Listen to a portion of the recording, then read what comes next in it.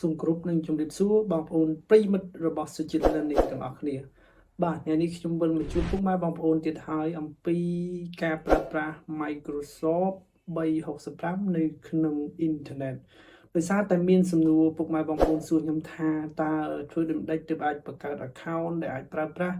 Microsoft Word Excel Free បាននៅក្នុងអ៊ីនធឺណិតដែលគេហៅថា Microsoft 365 ដែលយើងគ្រាន់តែបង្កើត account ទៅយើងអាចប្រើប្រាស់បាននៅលើអ៊ីនធឺណិតដោយឥតគិតថ្លៃតែម្ដងដែលប្រើប្រាស់ Word ក៏ដូចជា PowerPoint ក៏ដូចជា Excel ហ្នឹងឯងបាទអញ្ចឹងវីដេអូនេះខ្ញុំនឹងស្រាយចម្ងល់របស់ពុកម៉ែបងប្អូនទាំងអស់គ្នាអំពីការបង្កើត account Microsoft មួយដែលយើងអាចប្រើប្រាស់នៅក្នុង Microsoft Office 365 បានដោយឥតគិតថ្លៃនៅក្នុងអ៊ីនធឺណិតនៅពុកម៉ែបងប្អូនគ្រាន់តែមានអ៊ីនធឺណិតអាចប្រើប្រាស់បានអញ្ចឹងវីដេអូនេះគឺសម្រាប់ពុកម៉ែបងប្អូនអស់គ្នាសូមមើលឲ្យចប់ទៅខ្ញុំនឹងបង្ហាញពុកម៉ែបងប្អូនបាទវាអត់ពិបាកទេបើសិនជាពុកម៉ែបងប្អូនស្វែងយល់វាបន្តិចបាទអញ្ចឹងបើសិនជាវីដេអូនេះពុកម៉ែបងប្អូនគិតថាមានប្រយោជន៍ពុកម៉ែបងប្អូនទៅតែចូលមកទស្សនាក្រោយៗបាទកុំភ្លេចជួយចុច Subscribe ក៏ដូចជា Follow Page របស់ខ្ញុំម្នាក់មួយផងបាទដែល Follow នោះពុកម៉ែបងប្អូនអាចចូលចុចនៅក្រោមវីដេអូហ្នឹងទៅចុច See More ពុកម៉ែបងប្អូននឹងឃើញ link ដែលពុកម៉ែបងប្អូនអាចចូលទៅជួយ Follow ក៏ដូចជា Subscribe នៅ YouTube Channel របស់ខ្ញុំដើម្បីលើកទឹកចិត្តឲ្យខ្ញុំធ្វើវីដេអូបន្តផងដែរបាទអញ្ចឹងកុំចាំយូរយើងនឹងទៅមើលទាំងអស់គ្នានៅក្នុងកុំព្យូទ័រយើងអំពីការបង្កើត Microsoft 365ទាំងអស់គ្នាអូខេ let's go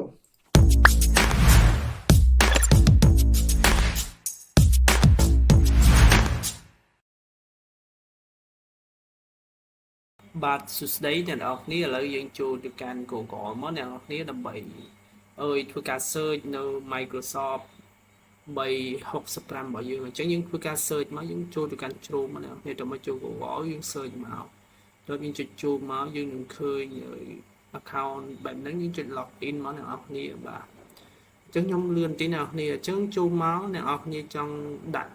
account តែពុកម៉ែបងប្អូនសួរខ្ញុំថាដើម្បីបង្កើត account ធ្វើម៉េចអញ្ចឹងពុកម៉ែបងប្អូនចុច sign in ក៏មកណាពុកម៉ែបងប្អូនបាទចុច sign in ឬក៏ចុច account sign in នឹងក៏បានដែរអញ្ចឹងចុច sign in ក៏បានដែរបាទចុច sign in មកបាទ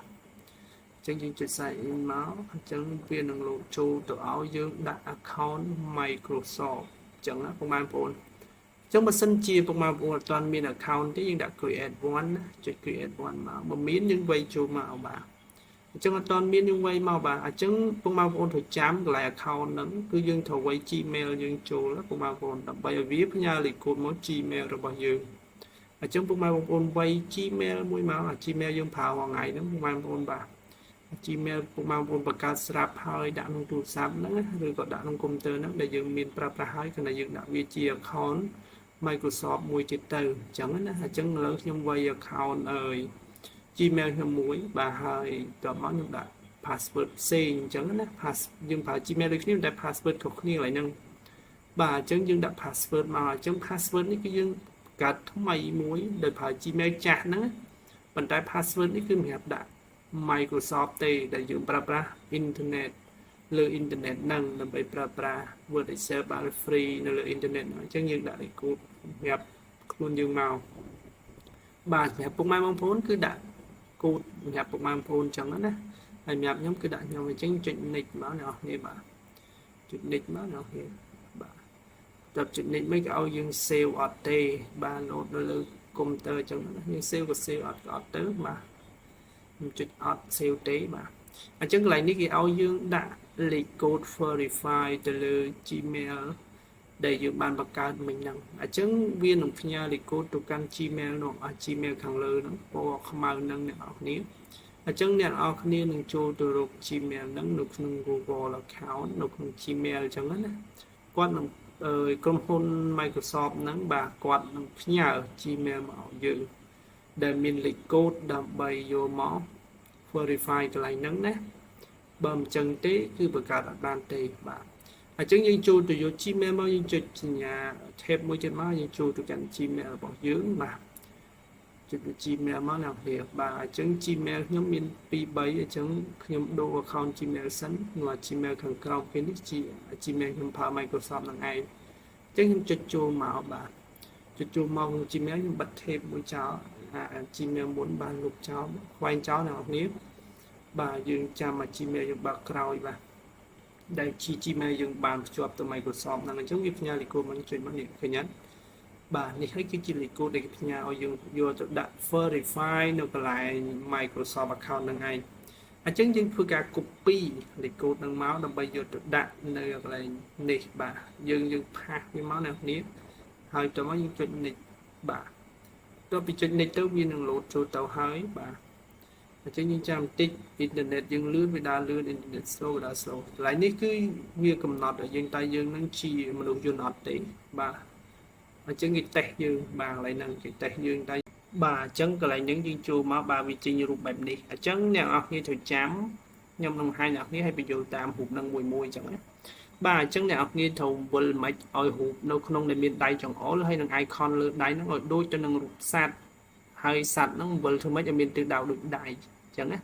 អញ្ចឹងក្បាលតណាគឺឲ្យដូចដៃអញ្ចឹងសត្វអាលោកហ្នឹងធ្វើម៉េចឲ្យគាត់ទៅលើដូចដៃទាំងអស់អញ្ចឹងចុច submit មកមួយទៀតរូបទាអញ្ចឹងទានៅលើសត្វណាគឺលើសត្វឆ្កែអញ្ចឹងយើងវិលសត្វឆ្កែឲ្យក្បាលវាវិលចុះមកក្រោមប្រឆិតដូចទៅនឹងរូបដៃបាទរូបដៃដែលគេដាក់នៅមានរូបទាពីលើហ្នឹងណាឲ្យដូចមកបើខុសយើងវិលធ្វើម៉េចឲ្យដូចឲ្យឆ្កែហ្នឹងវិលមកដូចដែលវាមាន icon រូបទាដូចគ្នាហ្នឹងបាទអញ្ចឹងអ្នកនេះចុចមកបាទខ្ញុំចុចមើលតើវាធ្វើអត់ចឹងអញ្ចឹងយើងវិលមកឲ្យឆ្កែហ្នឹងវិលដូចដៃមកបាទឃើញទេអញ្ចឹងដូចហើយទិសដៅមុខឆ្កែដូចដៃអល់ហើយយើងចុច submit ទៀតមកណាពុកម៉ែបងប្អូនបាទចុចបាទអញ្ចឹងមួយទៀតគឺយើងឃើញថាកន្លែងដៃមានរូបបិឆក់អញ្ចឹងយើងមើលសត្វមើលតើសត្វណាមានរូបបិឆក់គឺសត្វឆ្មាបាទឆ្មាពណ៌លឿងអញ្ចឹងយើងមើលឆ្មាហ្នឹងធ្វើម៉េចឲ្យមុខវាទិសដៅដូចដៃតែគេចង្អុលបាទយើងវិលធ្វើម៉េចដូចយើងចុច submit មកដល់គ្នាបាទអញ្ចឹងប្រអប់ខ្មៅឡើងមានដៃគឺរូបបន្លន់អញ្ចឹងគឺសត្វឆ្កែយើងវិលសត្វឆ្កែឲ្យមានទិសដៅដូចដៃគេចង្អុលនៅក្នុងប្រអប់ពណ៌ខ្មៅបាទយើងវិលធ្វើម៉េចឲ្យដូចមកណាបាទកាលណាដូចហើយយើងចុច submit អ្នកនរគ្នាបាទបន្ទាប់ពីចុច submit ឲ្យបានគ្រប់5ដងវានឹងលោតទៅអញ្ចឹងយើងមើលរូបបលិសគឺនៅក្នុងសត្វអាឡូពណ៌ខៀវហ្នឹងយើងវិលសត្វអាឡូហ្នឹងឲ្យមានមុខដូចទៅនឹងមុខទៅនឹងទិសដៃដូចដៃដែលគេចង្អុលអញ្ចឹងអាសត្វមានបលិសពីលើហ្នឹងយើងវិលមកដូចបាទនេះដូចឃើញអត់អ្នកនេះអញ្ចឹងកាលណាទិសដៅមុខសត្វដូចដៃគេចង្អុលយើងចុច submit មកបាទបន្ទាប់ពីចុច submit ទៅបើវាត្រូវវានឹង complete បែបនេះបាទអញ្ចឹងអ្នកនរចាំតិចទៅវា load ចូលទៅក្នុង Microsoft ដែលយើងប្រើប្រាស់ free មាន Word Excel PowerPoint ហ្នឹងបាទអញ្ចឹងវា load ចូលទៅហើយបាទអញ្ចឹងយើងចុចតាមគេមកកន្លែងហ្នឹងបាទចុចញ៉ាព្រួយតាមគេឲ្យអស់មកដើម្បីចូលទៅកាន់ប្រើប្រាស់ Microsoft 365របស់យើង for free អញ្ចឹងណាអ្នកនរបាទចឹងចុចអស់មកចឹងអ្នកនរឃើញហើយបាទមាន Word មាន Excel និង PowerPoint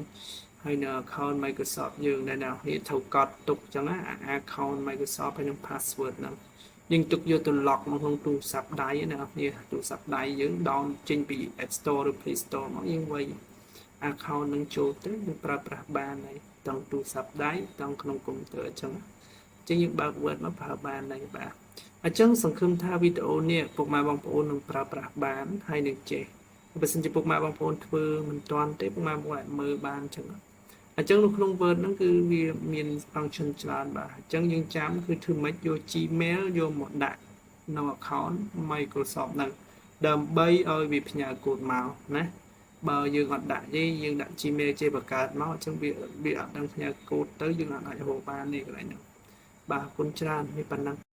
បាទសួស្តីអ្នកនរវិលមកវិញហើយមកជួបខ្ញុំនៅខាងក្រៅវិញបាទអ្នកនរអាចបង្កើតបានដែរទេបាទវាងាយស្រួលទេបាទអញ្ចឹងពុកម៉ែបងប្អូនពិបាកបន្តិចគឺកន្លែងគេ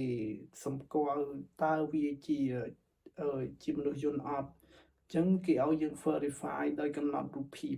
ណាអញ្ចឹងរូបភាពហ្នឹងខ្ញុំសូមបញ្ជាក់បន្តិចមុននឹងចប់ពុកម៉ែបងប្អូនត្រូវតែបង្វិលរូបភាព